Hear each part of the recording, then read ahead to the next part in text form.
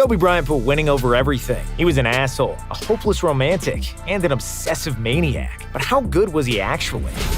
Early life and road to the NBA. Kobe's dad may have been a millionaire, but this didn't make Kobe's life easy. Like Will Smith, Kobe was born in Philadelphia, and his father, Joe Jellybean Bryant, played for the 76ers. After 8 years in the NBA, Jellybean moved his family to Italy to play basketball abroad. Kobe was just 6 years old, and he didn't speak a lick of Italian. Switching schools every time his father changed teams didn't help. And the cherry on top, he was the only black kid at all of them. This shaped Kobe as a person and a player. Struggling to fit in, he always gravitated towards basketball. He learned to play in isolation for hours. Basketball became his safe space, and where he could prove himself against the kids who didn't accept him. When he wasn't playing, he watched NBA games on VHS and dreamt of becoming an NBA player. When Kobe was 13, Bryant's family returned to Philadelphia. Once again, he was alienated because he didn't know American slang. He would silence those who teased him on the basketball court. Bryant was obsessive about the game from a very early age and worked on his basketball skills tirelessly. As an upperclassman, he played all 5 positions for Lower Merion High School and averaged 31 points, 11 rebounds, 6 assists, and 4 blocks. Senior year,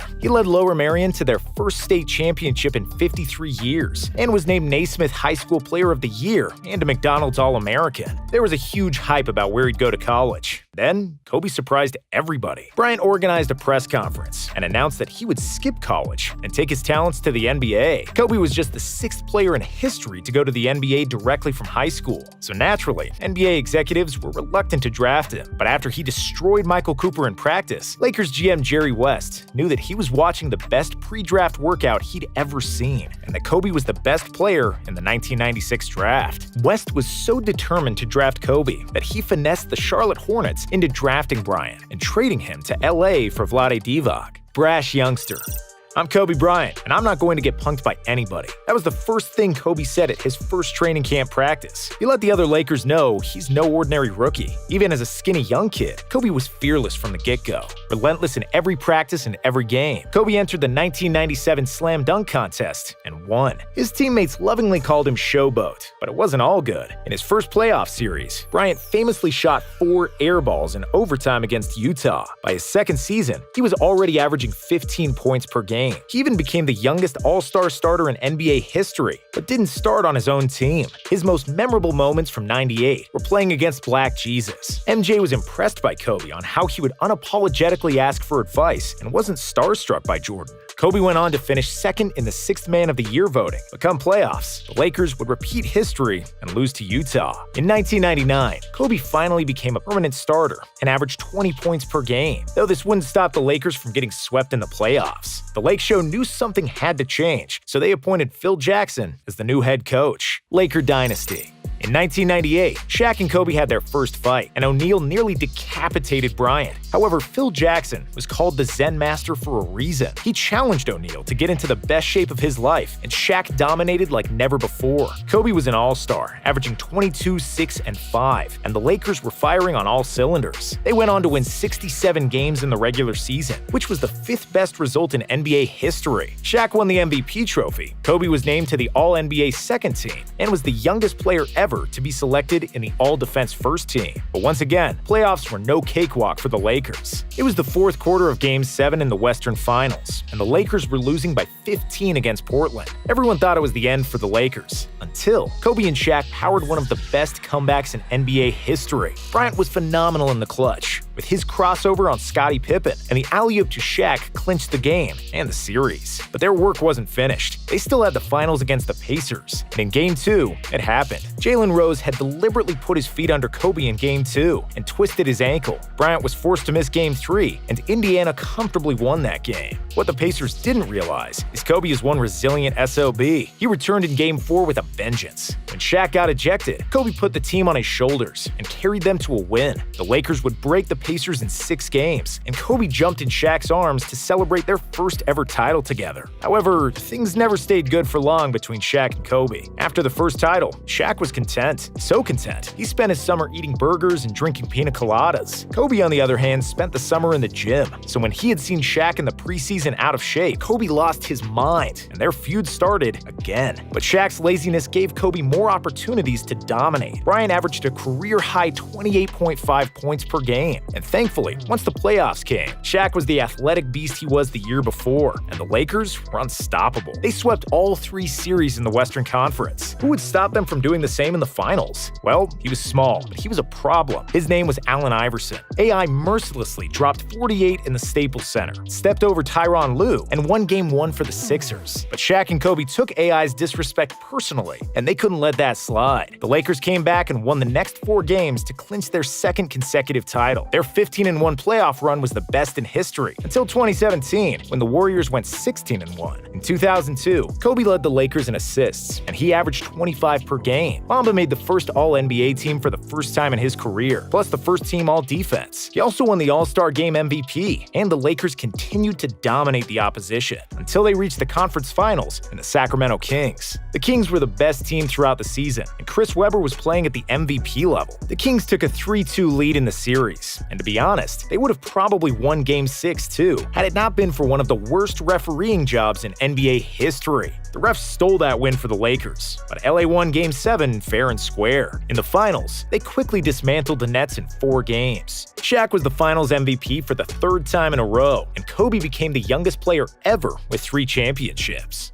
Fallout with Shaq. After 2002, Kobe was one of the best offensive players in the game. He knew when to shoot and when to pass. The problem was, sometimes he didn't want to pass. Kobe, being one of the best perimeter defenders in the NBA, always guarded the best opposing guard in the clutch. He understood the game tactically. He had all the moves and counter moves. In 2003, he dropped 55 on Jordan. He averaged over 32 points in the playoffs, but the Spurs were too strong that year. The only thing that Kobe had not fully mastered was emotional intelligence and being a leader. In 2004, his beef with Shaq became unbearable. Both Shaq and Kobe acted childishly, but Kobe did Shaq dirty after discussing Shaq's marriage with the media. Ironic, because he was also going through a court case in Colorado, which proved his own infidelity. Craziest part is at the same time as his trial, Kobe was playing in the playoffs. It takes a cold-blooded individual to be facing a lengthy jail sentence and still go out to perform as well as he did. The Lakers added Karl Malone and Gary Payton, so everybody thought they would be crowned champions again.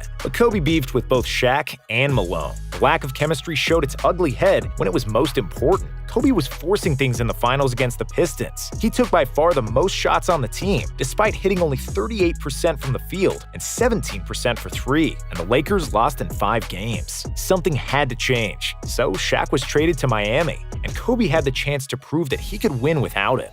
Individual greatness. Kobe was a maniac. For all the kids out there that want to be like Kobe, here's some advice. Don't do it. Because Kobe was 1 in a billion, he ran himself into the ground to become a perfect basketball player. He was in the gym up to 3 times a day, and he wouldn't leave practice without making 400 shots. But it was because Kobe was such a maniac that he produced some of the greatest memories for basketball fans around the world. In 2005, he scored 62 points against the Mavs in just 3 quarters, and 3 weeks later, he notoriously scored 81 against the Raptors, the second highest scoring game in NBA history. Bryant averaged 35 points per game in 2005 and 31 in 2006. He was in his athletic prime. Kobe led the league in scoring, and his highlights of that era are a thing of beauty. But that same year, the Lakers somehow missed the playoffs, and in 2006 and 2007, they lost to the Suns in the first round. Despite Mamba's heroics and game winners in the clutch, he still wasn't proven as a true team player or leader. Buenos dias, pal. Kobe's selfishness almost got him traded to Detroit during the 2007-2008 season, but that fell through, and instead, the Lakers traded for Pau Gasol, one of the best European players ever. With the additions of Gasol, Trevor Ariza, and the emergence of Andrew Bynum, the Lakers finally became championship contenders again. LA clinched the #1 seed, and Mamba was named the regular season MVP. They dominated the West and made it to the finals against the Boston Celtics. With Tom Thibodeau, a defensive mastermind, and his revolutionary ice defense, the Celtics would load up defenders on Kobe in the finals, forcing Bryant to get rid of the ball or take tough shots against multiple defenders. Kobe was the best player in the world at the time, but Boston had a better team that season, and the Celtics won in 6 games. After winning the 2008 Olympics with Team USA against Spain, Kobe left the gold medal in front of Pau Gasol's locker to rile him up for the season. He needed Pau to be aggressive. He played similar tricks on other teammates, and was finally learning to be a leader. Kobe took it upon himself to hang out socially and bond bond with his teammates, to learn what made them tick. He now knew he couldn't win the title by himself. In 2009, Bryant was playing the best and most mature basketball of his life. He led the Lakers to win the championship and earned the Finals MVP award. In 2010, the Lakers made the finals once more and had a chance at revenge against the Celtics. But as usual, there was a problem. Kobe was playing with a bone spur in his ankle and a broken finger on his shooting hand. As you would imagine, he couldn't shoot the ball well. This series, in particular, was pretty ugly, but things were different than they were years ago. Kobe and the Lakers learned to play like a team and took the series to Game 7. Kobe shot 6 from 24, incapable of putting the game away by himself, but with his Mamba mentality, he'd rather die than lose to the Celtics twice. Bryant had 15 rebounds that game, and he was doing everything possible to win. Then in the last minute, Ron Artest would hit a 3, and the Lakers prevailed. Kobe got his 5th title that night, and when a reporter asked what the title means for him, Kobe truthfully and sarcastically answered, "Just got one more than Shaq." Lakers' downfall and Kobe's legacy.